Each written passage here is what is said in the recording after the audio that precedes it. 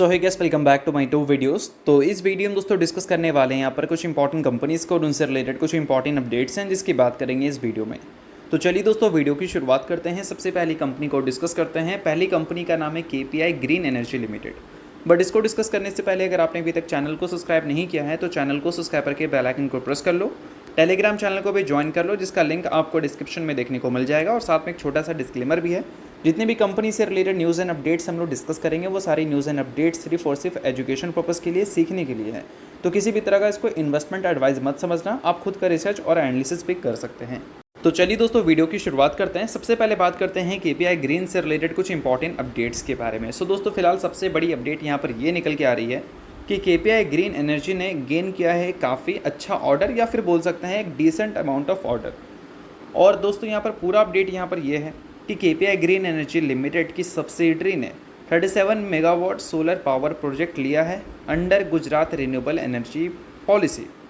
अब देखा जाए तो ये जो प्रोजेक्ट की न्यूज़ है ये बेशक बिजनेस पॉइंट ऑफ व्यू से देखें तो हम अच्छा ज़रूर कंसीडर कर सकते हैं, बट पास्ट में KPI ग्रीन को जितने ऑर्डर्स मिल रखे हैं उसके कंपैरिजन में 37 मेगावाट का जो सोलर पावर प्रोजेक्ट है ये उतना ज़्यादा बड़ा नहीं है, हम ऐसा भी बोल सकते हैं। अब कुछ टाइम पहले की दोस्तों बात है जिसमें ये मेंशन किया गया था, मेंशन तो नहीं किया गया था, मतलब बोल सकते हैं कि एक अपडेट हमें देखने को मिली थी जिस अपडेट में ये मेंशन था कि KPI ग्रीन एनर्जी को मिला है मध्य प्रदेश गवर्नमेंट की तरफ से एक कॉन्ट्रैक्ट, और वो कॉन्ट्रैक्ट कितना का था, 1.8 गीगावाट का था। और ये रिन्यूएबल एनर्जी प्रोजेक्ट्स थी जिसके लिए KPI ग्रीन और मध्य प्रदेश गवर्नमेंट के साथ MOU भी साइन होती हुई देखने को मिली थी। तो ओवरऑल हम बोल सकते हैं कि पहले जो कंपनी को ऑर्डर्स मिल रखे हैं उसके हिसाब से अगर हम देखें तो ये ऑर्डर्स उतनी ज़्यादा बड़ी नहीं है, ऐसा हम क्लियर कट बोल सकते हैं। बट हाँ, अगर कुछ मिल रहा है तो ओवरऑल ये एक पॉजिटिव न्यूज़ अगर हम बिजनेस पॉइंट ऑफ व्यू से देखें तो ज़रूर कह सकते हैं। अगर पिछले एक साल में कंपनी के परफॉर्मेंस देखोगे तो रेवेन्यू काफ़ी अच्छी तरह से ग्रो किया है, as well as profit growth भी काफ़ी अच्छा हमें देखने को मिला है। बट वैसा कोई भी इम्पैक्ट हमें कंपनी के स्टॉक में देखने को नहीं मिली है। पिछले एक साल में स्टॉक प्राइस CAGR आपको नेगेटिव परफॉर्म करता हुआ दिखा है, और वो इसलिए भी क्योंकि पास्ट में ये कंपनी की परफॉर्मेंस हमें काफ़ी अच्छी रही है जिसको मार्केट ने फिलहाल एक टाइम पे देखा जाए तो प्राइस्ड इन कर रखा है। इस वजह से अभी आपको नंबर्स लगातार अच्छे दिख रहे हैं, फिर भी स्टॉक में परफॉर्मेंस पहले की तरह देखने को नहीं मिल रही है। बट हाँ, अगर यही नंबर की परफॉर्मेंस आगे कंटिन्यू रहती है 5 साल 6 साल तो बोल सकते हैं कि स्टॉक मार्केट की जो परफॉर्मेंस है वो भी बेटर दिख सकती है। बट सभी चीज़ें जो है वो नंबर पे ही डिपेंड करता है, तो इस चीज़ को थोड़ा ध्यान में रखना। और दोस्तों अगर हम बात करें इस कंपनी के बैलेंस शीट के बारे में तो फिलहाल इस कंपनी के जो रिजर्व्स हैं पिछले फाइनेंशियल ईयर के मुकाबले इस फाइनेंशियल ईयर काफ़ी ज़बरदस्त तरीके से बढ़ते हुए नजर आए हैं। बट उसमें कंपनी के डेट में भी जंप आपको देखने को मिली है। 1036 करोड़ का डेट था 2024 के फाइनेंशियल ईयर के एंड तक, जो कि 25 के एंड तक 1475 करोड़ हमें देखने को मिल रही है। तो फाइनेंशियल्स कंपनी के जो दिख रहे हैं हमें उसमें रिजर्व्स तो बढ़ते हुए दिख रहे हैं, बट उसके साथ कंपनी के डेट भी बढ़ते हुए देखने को मिल रहे हैं, जिस पे कंपनी को ध्यान रखने की ज़रूरत है और एज वेल एज इन्वेस्टर्स को भी ध्यान रखने की ज़रूरत है। और दोस्तों फिलहाल जो कंपनी के कैश इक्विवेलेंट्स हमें देखने को मिलते हैं 597 करोड़ के, उसको अगर कंपैरिजन करें कंपनी के डेट से तो कैश इक्विवेलेंट्स कंपनी का कम है डेट के कंपैरिजन में, तो इस चीज़ को थोड़ा ध्यान में रखना as a KPI green investors. तो चलिए इसके अलावा बात करते हैं अगली कंपनी के बारे में। सो अगली कंपनी का नाम है दोस्तों टाटा एलेक्सी लिमिटेड। अब आज के दिन की बात करें तो ये कंपनी भी आपको फोकस में रहती हुई देखने को मिल रही है कुछ बड़े न्यूज़ की वजह से, और वो न्यूज़ है क्या, तो चलिए उसकी बात करते हैं। सो अब दोस्तों वीडियो में आगे बढ़ने से पहले बात कर लेते हैं मेरे टेलीग्राम चैनल के बारे में, जिसको अगर आपने अभी तक ज्वाइन नहीं किया है तो उसका लिंक आपको डिस्क्रिप्शन में देखने को मिल जाएगा। लिंक के थ्रू जाकर चैनल को ज्वाइन कर लो। ज्वाइन करने का दोस्तों सबसे बड़ा बेनिफिट ये है कि हमारा चैनल टाइप किया है SEBI registered research analyst mister Kulneet Singh के साथ, जिसका रजिस्ट्रेशन नंबर आप यहाँ पर नोट कर सकते हैं। अब चैनल को ज्वाइन करते हैं तो इनकी जो काफ़ी सारी एक्टिविटीज़ हैं आपको इस चैनल पे देखने को मिलती है, जिसमें ये आपको चार्ट्स वगैरह शेयर करते हैं जिससे आपको आइडिया लगता है। और उसके अलावा दोस्तों काफ़ी सारी कॉल्स एंड अपडेट्स भी आपको यहाँ पर मिलता है बिल्कुल फ्री ऑफ कॉस्ट। तो इन सारी चीज़ों का बेनिफिट आप ले सकते हैं। अभी रिसेंटली काफ़ी सारी कंपनी का चार्ट्स वगैरह इन्होंने अपडेट किया था जिसको आप चाहो तो चेकआउट कर सकते हो। और इसके अलावा काफ़ी सारी कंपनी का कॉल्स वगैरह भी इन्होंने दिया था जिसको भी आप चाहो तो चेकआउट वगैरह कर सकते हो।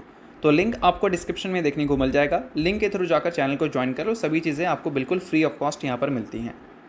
सो फिलहाल दोस्तों अगर हम टाटा एलेक्सी की बात करें तो टाटा एलेक्सी ने एक MOU साइन किया है कंपनी के साथ जिसका नाम है इन्फिनियन, ठीक है। और ये MOU साइन करने का मेन मोटिव ये है कि EV सॉल्यूशंस प्रोवाइड करना है इंडियन मार्केट को, या फिर बोल सकते हैं जो EV सॉल्यूशंस हैं उसको डेवलप करने का काम करेगी टाटा एलेक्सी इस MOU में। इंडियन मार्केट के लिए बेसिकली ये एमओयू साइन हुआ है, यानी कि बोल सकते हैं दो कंपनी के बीच में एक कोलैबोरेशन हुआ है, ऐसा भी हम बात बोल सकते हैं। अब दोस्तों पिछले कुछ टाइम से टाटा एल्क्सी की जो ग्रोथ है, चाहे हम रेवेन्यू की बात करें या फिर प्रॉफिट की, वो पहले जैसी हमें देखने को नहीं मिल रही है। अब इसका सबसे बड़ा रीज़न है कंपनी का बिजनेस मॉडल। अगर कंपनी के रेवेन्यू कंट्रीब्यूटिंग सेगमेंट को देखोगे तो ट्रांसपोर्टेशन सेगमेंट से कंपनी को 53% रेवेन्यू आता है, मीडिया एंड कम्युनिकेशन सेगमेंट से कंपनी को 33% रेवेन्यू मिलता है, health care and medical devices से कंपनी 13% रेवेन्यू जनरेट करती है। मतलब बोल सकते हैं मेन दो यही सेगमेंट है। और 2020 से 21-22 का पीरियड अगर देखोगे तो ये कंपनी ने काफ़ी कंसिस्टेंसी दिखाई थी अपने टॉप लाइन और बॉटम लाइन में, यानी कि रेवेन्यू एंड प्रॉफिट में। अपने सबसे इंपॉर्टेंट कंट्रीब्यूटिंग सेगमेंट से कंपनी को काफ़ी अच्छा रिस्पांस मिला था और वो था ट्रांसपोर्टेशन सेगमेंट। और फिलहाल अगर देखा जाए ट्रांसपोर्टेशन सेगमेंट को अगर दूसरे भाषा में हम बोलें तो बेसिकली बोल सकते हैं ये ऑटोमोटिव सेगमेंट है। और ऑटोमोटिव सेगमेंट में फ़िलहाल एक स्लोडाउन हमें देखने को मिल रही है। बड़ी बड़ी जो ऑटोमोबाइल कंपनीज़ हैं उनके नंबर्स आपको ग्रो करते हुए देखने को नहीं मिले हैं पिछले कुछ सालों से।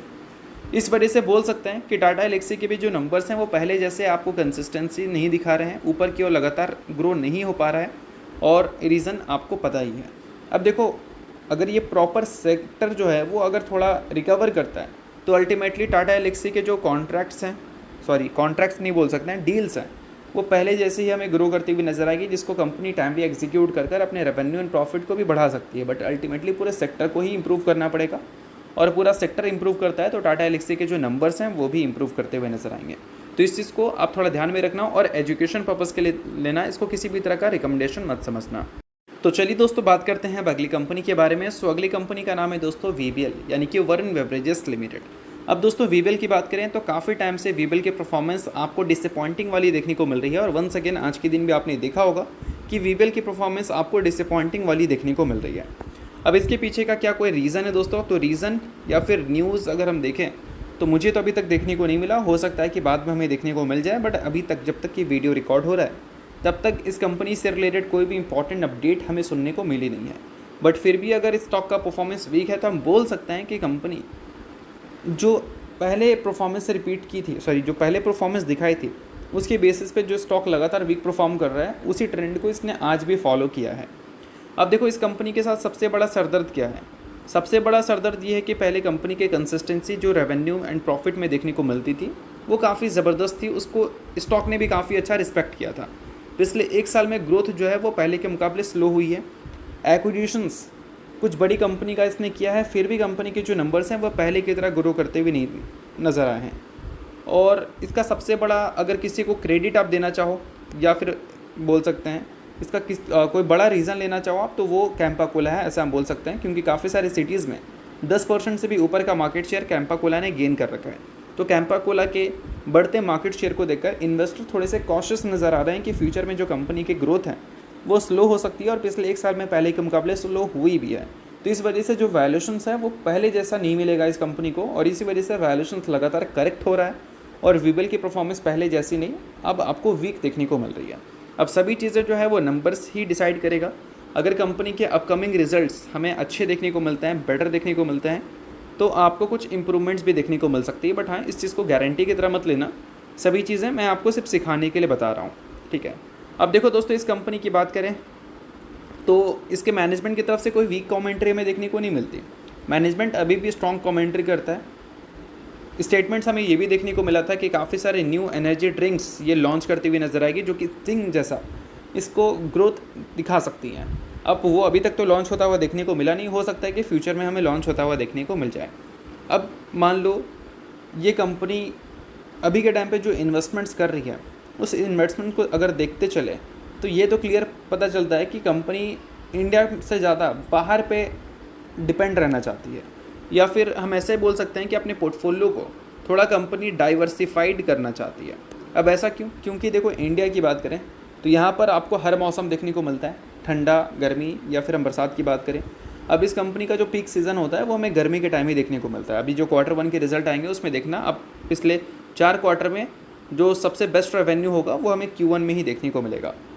और जब हम बात करते हैं Q3 की, तो वो एक विंटर वाला पीरियड होता है, तो हमारे लिए विंटर का पीरियड है, तो इस वजह से वहाँ पर तो हमें सेल देखने को मिलेंगे नहीं सॉफ्ट ड्रिंक मार्केट के। तो कंपनी क्या कर रही है कि अभी वो सारी कंट्री को टारगेट कर रही है जहाँ पर Q3 के पीरियड में गर्मी का सीज़न रहता है, ताकि अगर हमारे मार्केट से उनको रिस्पांस ना मिले तो उस मार्केट से रिस्पांस मिले। अल्टीमेटली पूरे साल कंपनी अच्छे नंबर्स दिखाने की कोशिश कर रही है और ये कंपनी का इन्वेस्टमेंट्स भी बता रहा है अलग अलग कंट्री में जो दिख रहा है हमें उससे। अभी कंपनी के फिक्स एसेट्स को देखोगे तो 2025 के कैलेंडर का डेटा जो रिपोर्ट किया कंपनी ने 24 सॉरी, तो उसमें कंपनी के जो फिक्स एसेट्स थे वो 13,402 करोड़ के देखने को मिले थे, जो कि पिछले साल के मुकाबले अगर देखोगे तो लगभग 5,000 करोड़ से ये नंबर हमें बढ़ता हुआ देखने को मिला। और कंपनी का जो पूरा साल का प्रॉफिट था वही सिर्फ हमें 2800 करोड़ के आसपास देखने को मिली थी। यानी कि प्रॉफिट का ऑलमोस्ट अगर डबल निकालोगे तो उतना नंबर कंपनी की फिक्स एसेट्स में हमें बढ़ता हुआ देखने को मिला। तो इस चीज़ को थोड़ा ध्यान में रखना, काफ़ी इंपॉर्टेंट चीज़ें हैं ये सारी। अब इसके अलावा दोस्तों बात करते हैं अगली कंपनी के बारे में। नाम है दोस्तों आजकॉन ग्लोबल सर्विसेज। रिसेंटली कंपनी ने स्प्लिट की अनाउंसमेंट की थी जो कि 1:10 के रेशियो में था। अब इसका रिकॉर्ड डेट कंपनी ने सेट कर दिया है। रिकॉर्ड डेट की बात करें तो वो है कल के दिन।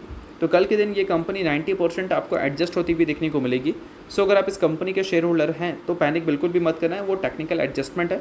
जैसे ही नंबर ऑफ एक्स्ट्रा शेयर्स आपके डीमैट अकाउंट में क्रिएटेड होंगे, जो भी आपके लॉसेस दिख रहे होंगे कल के दिन वो बैक टू नॉर्मल हो जाएगा। तो इस वजह से इस चीज़ को समझ लो अगर आप बिगिनर है तो। बाकी किसी भी तरह का रिकमेंडेशन नहीं है, सभी चीज़ें सिर्फ और सिर्फ सीखने के लिए है। तो चलिए दोस्तों ये वीडियो यहीं तक था। आपको वीडियो आपको अच्छा लगा वीडियो लाइक कीजिए, पहले पर सब्सक्राइब कीजिए। वीडियो देखने के लिए बहुत बहुत शुक्रिया।